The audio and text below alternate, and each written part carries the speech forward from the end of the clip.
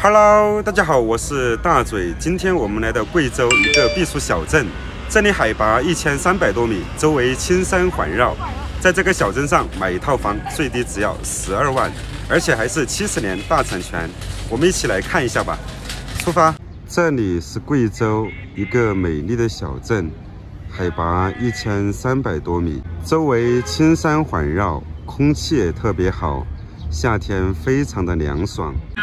这些年，小镇发展避暑旅游项目，所以每年都有10几万人来这个小镇上避暑。这是小镇的主街，各种商铺琳琅满目，还有大型的购物超市，购物也非常的方便，生活还是很便利的。我们现在来到的是小镇上的一个住宅小区，大家现在看到的这些全都是4层的小洋楼。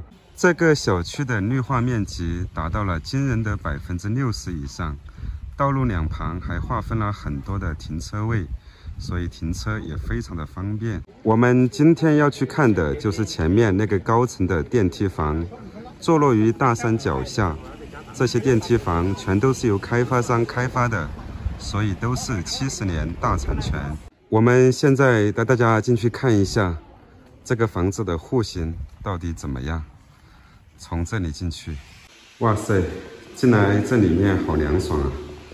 大家可以看一下，这个房子是有电梯的。